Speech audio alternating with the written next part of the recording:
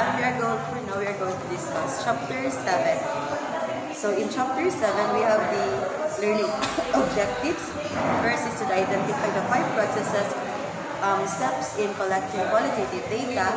Please follow in your given learning materials. So next is identify different sampling approaches in selecting participants and sites. Next is describe the types of permission required to gain access to participants and sites. Then recognize the various types of qualitative data you can collect. Identify the procedure for recording qualitative data. And lastly is to recognize the field issues and ethical consideration to anticipate that in administering the data in data collection.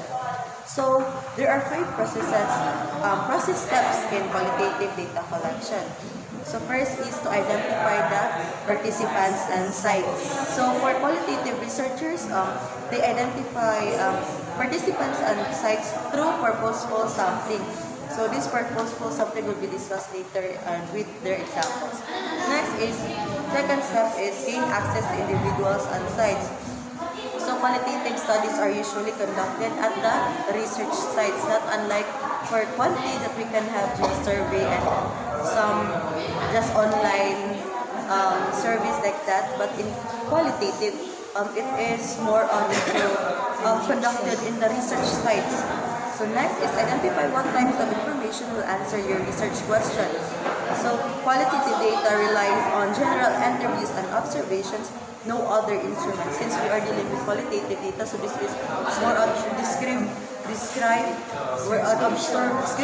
observation, and just like in quantity, sa quantity, mag-surveys man ka, mag-input, numbers, pero here in quality, we are giving feedback or ganong mga informations. It deals with more on words. It takes a lot of time po. Module mo siya. With a small number of participants. Then next is, design protocols or instruments are collecting and recording information. So qualitative researchers record information through self-designed protocols. Then lastly is to administer the data collection.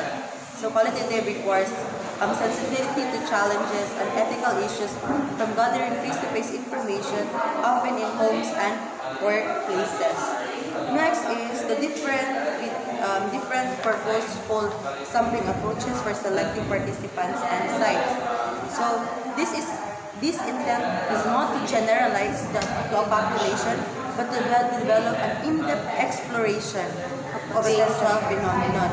So in quality, we focus on probabilities, so it more on numbers, but in quality, it focuses on best on understanding the phenomenon. So it is really an observation of unsa jud ang imuhang understanding the central phenomenon.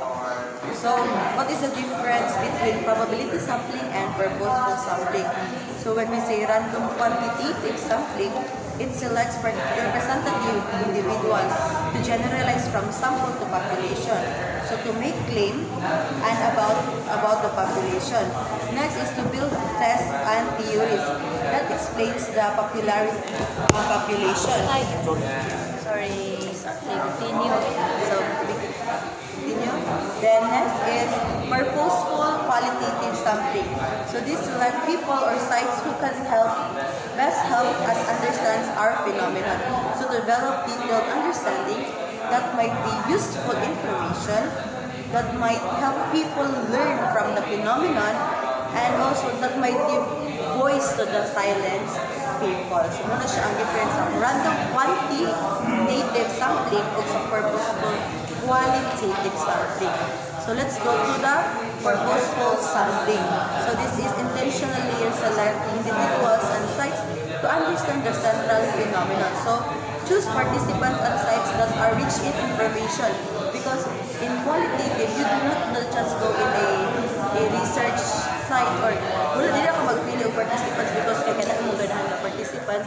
Instead, you choose the participants and site wherein you can know that it will be beneficial for your research study, and you know that mo na siya ang fit sa imuhang research. And as well na kailangan mo kamupili o kung sa imong studyhan kay di pa sa quantitative na pwede na ka mag-random picking since parehara sa characteristics sa population. Dili kay nangita jud kag specific nga kuan kinang specific characters sa usa ka tawo para kuan nimo masabtan nimo maayo ang imong spread phenomenon. Ano siya, identify as something strategy based on intent. So intent siya. So let's go to the types of purposeful sampling. So we have the before data collection and after the data collection. So first, before the data collection, that is the maximal variation sampling. So this is to develop many perspectives. For example, it's a different age groups, racial backgrounds, and different size. So muna siya mga, kung nag-differ ba siya sa iyang characteristics or trait, basta na siya difference, magkuhan siya sa perspective sa uban. Next is extreme case sampling. So study an outlier case or one that has extreme characteristic. So this describes particularly troublesome or enlightening cases. For example, particularly cited by others. So noticeable for success or failure. The next is the typical sampling. So typical sampling is to describe what is typical to those unfamiliar with the case. So study person or site that is typical, concerned with what is typical or normal, may find based on demographic data or survey data. So example is the typical faculty member with long-term experience. So next is the theory or concept sampling. So this is to generate a theory or concept. So this discovers concept within a theory. So based on concept or theory expected to emerge. For example of this is the select sites to generate a theory of students' attitude toward online education. Homogeneous sampling. So next is homogeneous sampling. So these select sites are participants based on membership in a subgroup with different defined characteristics. All possesses similar traits or characteristics. Which are homogeneous, it means similar to siya. So one, diba? Isa ka subgroup defined characteristics. Hetero, it means sagol. So homo siya. So identify characteristics and find sites or individuals that possesses it. Example is all parents in school in parenting program. Then last part before the data collection would be the critical sampling. So individuals or sites represent central phenomenon grammatically. So exceptional case, so learn about central phenomenon. So example is study teenage violence in schools that experience a gun incident. Then let's proceed to the purposeful sampling after the data collection. So we have here the opportunistic sampling, which is to take advantage of unfolding events. Sample emerges through the research. So for example is pregnancy of individual leads to unique ability to understand central phenomenon. We take the opportunity ka sa imuhang mag-research ka rin. May opportunity or ability mo siya waiting para which is also relevant to sa certain situation na para nimo muna makalid sa imong ganahan ng outcome sa research. So opportunistic sampling. So next is the snowballs. Proceed after study begins because researchers may not know the best people to study. So, muna siya ito mag-ask the participants ratong kuan sa ito sa pampam may research na ito mga kinsay imong mga naihan para muna siya connection siya. Sorry for the term. Birds of the same feathers flock together. Para siya. And lastly would be the confirming and disconfirming sampling. So follow up on specific cases to test or explore findings further. So verify the accuracy of the findings. For example, learn that the party chairs act as member, confirm role by sampling those identified as good methods. The next would be what are the different purposeful sampling approaches for selecting and sizing. So we have the sample size or number of research size. Small for in-depth perspective, so a few individual, a few cases, so more or less 30 or more in some situations. So collecting and analyzing qualitative data takes time as what we said. ang qualitative data, dugay din sa questions. Kailangan din siya, in-depth din siya, hindi naman siya per-content niya. Pwede na nimo Okay, we need to, one, we could consider different na mga circumstances na maka-affect sa thinking sa katao. So next would be the types of permission will be required to gain access to participants and sites. So we must seek institutional review board approval. So we must gain permission from the IRB or the International Review Board. So gain permission from gatekeepers at the research sites. So when we say gatekeepers, these are individuals at the sites who provide site access. They also help researchers locate and identify places to study. So gatekeepers may require written information about the project. Because of course, kung dili ka mahatag og information about sa project, kung saan pa pag-identify sa gatekeepers o sa ang mga tao nga imong subject study. So this, kailangan information about para mas makatabang sila. So next is determine whether reviewers are familiar with qualitative inquiry, develop detailed description of procedures, detail how you will protect anonymity, then discuss the need to respect the sites and minimize disruption.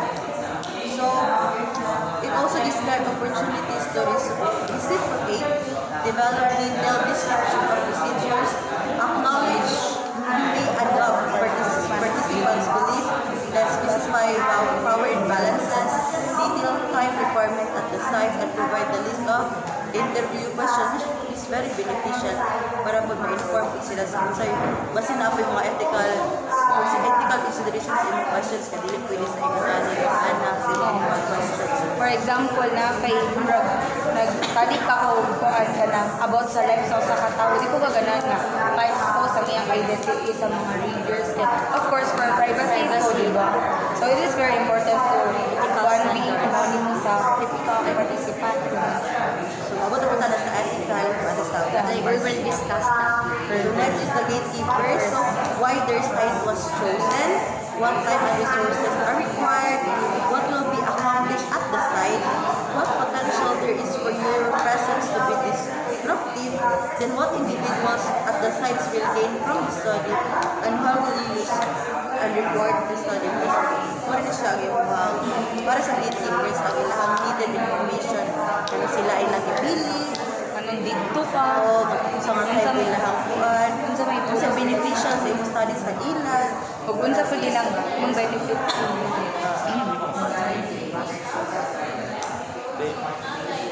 Based on Sage Research Method Foundation, the author's name will be Johnny and Harper.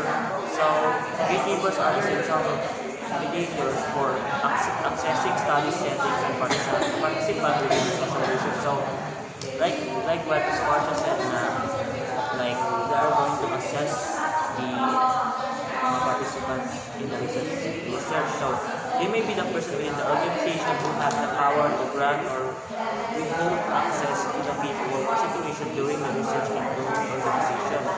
Gatekeepers may be also represent any individual or group of individuals who may be valuable for gaining access primarily due to their knowledge. So, same like it as always, that they're going to access like it. So, this is what based on the gatekeeper in qualitative research by Johnny and Andu Arthur. So that's like the important explanation of gatekeepers. Next is, let's proceed to the what types of qualitative data will you collect. So now, the types of qualitative data that we will collect and during the study is the observation, kung sa itong na-observe, interviews and questionnaires, documents, and audiovisual material. So, in table 7.1 forms of qualitative data collection, please locate. So, we can see there the forms of data collection, which are the observation, type of data, and definition of the type of data. So, in observation, we have field notes and drawings. And definition of it is structured text data and pictures taken during the observation by the researcher. So So during siya, while ga-observe ka. And while the interview and questionnaire, the transcription, open-ended interview or open-ended questions and questionnaire, di ba? Usually kay maka-interview tag, like written, na pero interview nga mag-record ka, so dito na ito i-transcribe. Like, kada yung, usa dyan, kung usa ang record mo yun, walay kulang, walay bugang. So, ang structured text data obtained from transcribing audio recordings of interviewing or transcribing open-ended questions to responses to questions on questionnaires. Next is documents. Hand-recorded notes about the documents or optically scanned documents. So, for example, in public, notes from the meetings, example of the documents. And in private, naka-ask tawag journal, also records sa available researcher. Depende rin siya sa kung saan available. Hinauban, private and public. So, we as a researcher, really depends. And in audio-visual material, so the examples of or the type of data are pictures, photographs, video, recording objects, and sounds. So audio-visual material consisting of images or sounds of people or pieces of recorded by the researcher or someone else. So klaro naman siya in a part of it. So next is what type of observation. The rule of observational rules. So an observation is the process of gathering first-hand information by observing people and places at the research site. As I mentioned earlier, during math, study observe. Next is observational rules. Participant observer. An observer rule adopted by researchers when they take part in activities in setting they observe. While the non-participant observer are an observer who visits a site and records notes without becoming involved in activities of the participant. So, ang participant observer, ma-involve siya, while the non-participant is di siya ma-involve. Kung ano siya? Observe. And then, ano siya, participant observers as part of the research one ka. Mapil siya. Ikaw, as a researcher ka, a part ka sa ikaw ang researcher. Ikaw so, participant observer ka, naka during sa observation. Well, non-participant observers, muna siya ang mga like guests, nimo, sila rin, wala sila acting sa research, wala sila acting sa wala sila acting sa participants, wala sila acting sa research. Wala sila guests na imong i-invite for them to observe during the study. Para makita sila kung sa effect sa intervention. Observation kay dili ka dyan siya primarily basta Pwede magbias ang observation. Ang observation if ang researchers ra ang observe. So, dapat siya ang invite. Siya naman ang blank slate ba kay para wala siya bias kay as a researcher ganun jud ka na kung sa itong ganun outcome sa research mo jud na pag na makita Pero kung mas strategy na out like, pero magbalik ka sa situation, di ba? Magbalik ka sa situation. pero human as we are running to biases man good so this is very important na Very normal. So observational rules can be changed. Next is the process of observation. Observing. Sorry. Select a site that will help you understand the central phenomenon and obtain the required images to gain access to the site. Next is ace into the site slowly by looking around, getting a general sense of sight, and taking limited notes at least initially. Third, identify who and what to observe, when to observe, and how long to observe. Third, determine initially your rule as an observer. So this is just an understandable process na siya observing. Next is Conduct multiple observation over time to obtain the best understanding of the site and individuals. Design some means for recording notes during observation. Consider what information to record. Describe field notes, describe the events, activities, and people. Reflective notes, record personal reflections that relate to their insights, hunches, or road things that emerge, and remain unobstructed. What do you read? Obstruction. unobtrusive. Oh, sorry. So, we complete slowly and withdraw from the side. So we have also an observational checklist, which have some, I will just read some. Please just follow up your notes. So first is did you gain permission to the study site, which is part of our process in data collection. Do you know the role as an observer? Do you have means of recording field notes such as an observational protocol? Will you take limited notes at first? So, did you thank your participants at the slide? So that are just some questions in the observational checklist. Now let's proceed to the interviews, types of interviews, and open-ended questions and questions. So, the types of interviews are one-on-one, so meaning the researcher and the participant. Then focus group, meaning maybe a small group with the participant on it since it is an interview. So that small group has the same characteristics. Homogeneous. Yes, it can be. Then through phone, because still it's liable, kay tawag mo yung kasabiya. Then web-based video and email. Then we have general open-ended questions that are asked to allow the participants to create options for responding. Then voice their experiences and perspective since qualitative data is it's based on a social phenomenon. So it is very important for us to listen for the experiences of the participants, di ba? Kaya atong ingon na, atong violence sa teams na nag-undergone o gone na sa skillahan. So it is very important for us to know kung sino trauma na nagtabuhan ni kung sino itabukan. Kung biya, mo biya na itong goal na kabalutag kung sa experiences sa mga bata nga nakasulay ko parang shooting sa skillahan. Then, informed information is recorded, then transcribed for analysis. Sama sa giingon ni Juan Erica ganina na, of course, interviews, kailangan ng og proof na mo nito na-gather na data, word per word, side per side, sound per sound. So, para makaingon sila na, no bias. Right? Raw judge. Then, interviews, conducting interviews ata. So, identify the interviewees, of course. Then, determine the type of interview you will use. So, depende ni mo, ganan kag one-on-one. Siya ng one-on-one kay para mas maka-express sila ba kay samahan niyo natin lang na yung opinion. So, ma-affect ang mga po din ang kanilang mga thinking. So, depende ni mo as a researcher. Then, record audio of the conversation na ma-transcribe.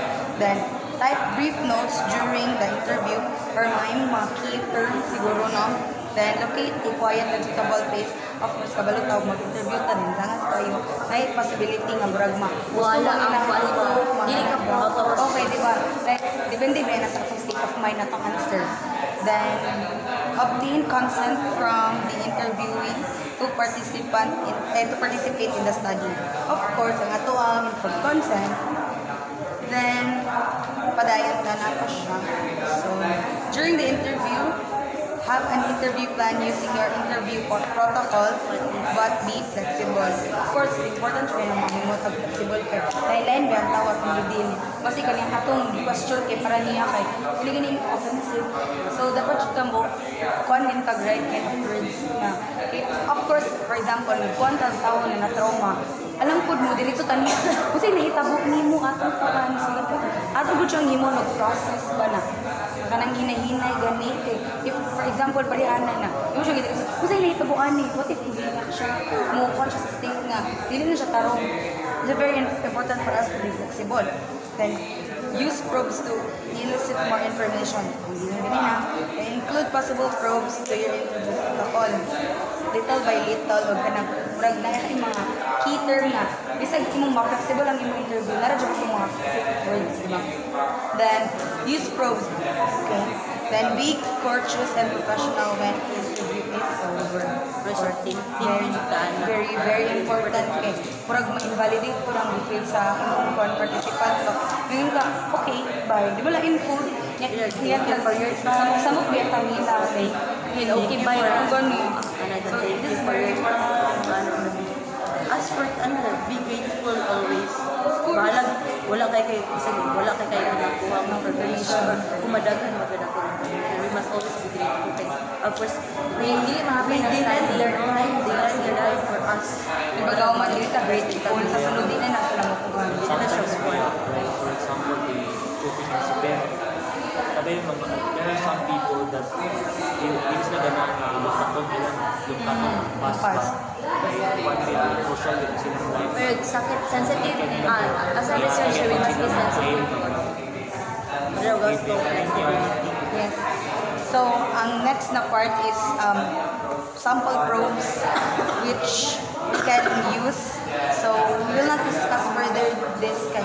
Lain-lain man ang probes in different situation. So, these are just examples. Read it for your own. Yes. And also we have the checklist for interviewing, which is, I think, standardized questions that would help us to navigate our way. Or we should use the standard question. Of course.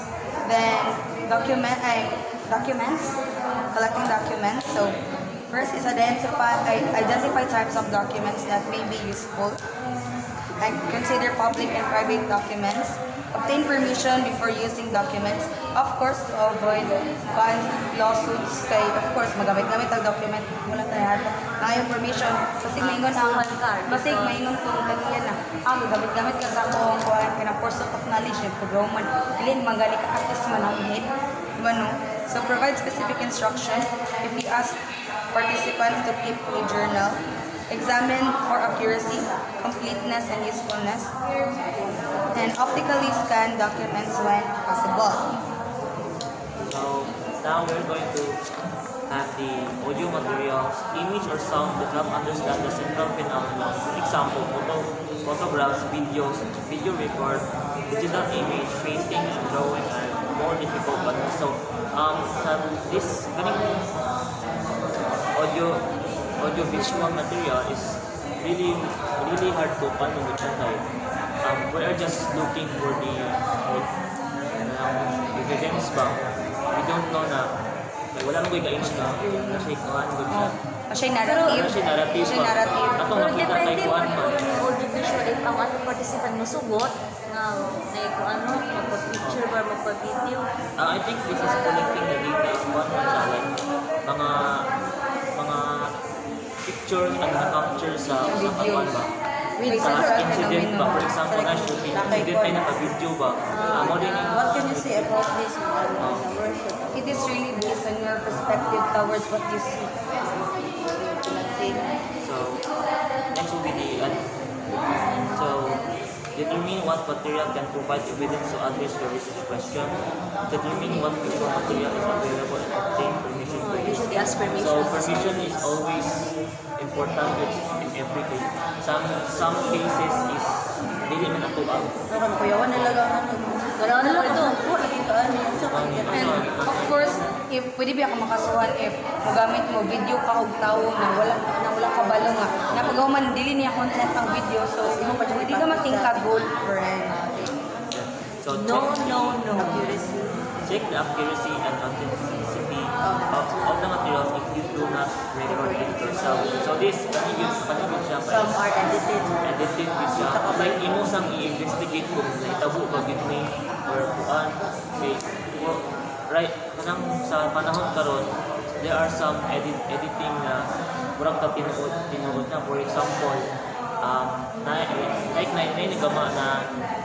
nagama si Kylie na pilitarong, i-edit na kung ano i-edit ka. It's like, kuha na siya ba? Katuuhan ng brag na malipat na muna sa future. So that's why we need to investigate more before we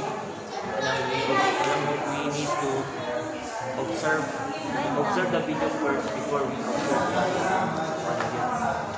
Next is what procedures will be used to record the data.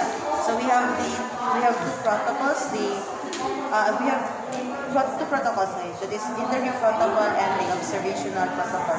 So using interview protocol, so instructions for the process of the interview, the questions to be asked. So the interview protocol must have this with the instruction, the questions to be asked, possible probes associated with the questions. Of course, mag-ano man ta, dintag mga further, pwede pa na ito ma-breakdown ang ilahang mag-answers. Then, space to take notes on response from the interviewees. Your recordings is not, hindi na magsalig sa recording, but instead, dapat natin, kung sa'yo ato, nakuha sa. Next is the header, essential information about the interview, such as the purpose, reminder to obtain consent, and record. So we have the open-ended questions, we have the icebreaker, questions that addresses major research questions, like prompts to clarify and elaborate. That includes space between each questions 4 notes. Yung dyan siya pinaka-important main key answer sa imuhang ipangutanan. Then closing comments, thank the participants, which is very important. So we have example, interview protocol, just see in your notes. Muna siya ang example. Project, type interview, the date, place, interviewer, interviewee, position. Then we have the questions, which is very important. Then, let's go to the observational protocol. So used for taking field notes during an observation. So in the header, record information about the time, place, setting, and your observational role. Of course, dapat makabalik sa taana. Divide the rest of the protocol into 2 columns. The left would be the record descriptive notes about the activities at the site. Then the right column would be the record reflective notes about the team, scope, and personal experience at the site. So include a sketch of the site. Then, that would be for the education, observational protocol. So more on observation. Ikaw dyan ang nag-observe sa research. Then, the field and ethical issues need to be anticipated. So we have the field issues, sufficient access to the sites for data collection. So we must have sufficient time for data collection, limited initial collection to one or two observations or interviews. So time needed is to establish a substantial database. So we have the observational role, building report with participants, of course, obtaining permissions to use documents and audiovisual. So of course, before we use those informations, we must have the permission. Permission is really very important. And every research that we are going to do, it might be qualitative, quantitative, or other kind of researches. Then we have the ethical issues to be considered. So informing participants of the purpose, of course, we must tell sa participant kung sa tumong sa ilahang mag-into pa nga research. Refraining from deceptive practices like murang wat-wat lang nani sa gili ko di aplikatibo ng mga participant. Then sharing your role as a researcher, which is very important for them to understand why their information will be very needed for them. Para makasabot sila nga, needed yun ay nila nga mo answer nga, aday dito lang answer kay their answer will be, it will reflect to your research, and which is, your research will be very beneficial for them also.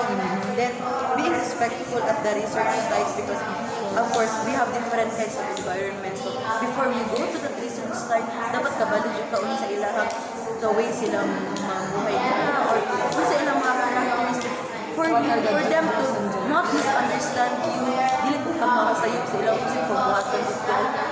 Just to lessen misunderstanding between you and the research environment and the research.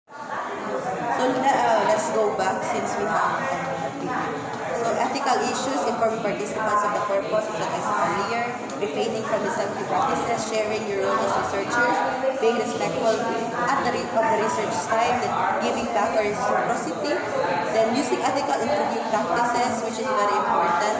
If that, your words in the interview must be, you must be sensitive enough.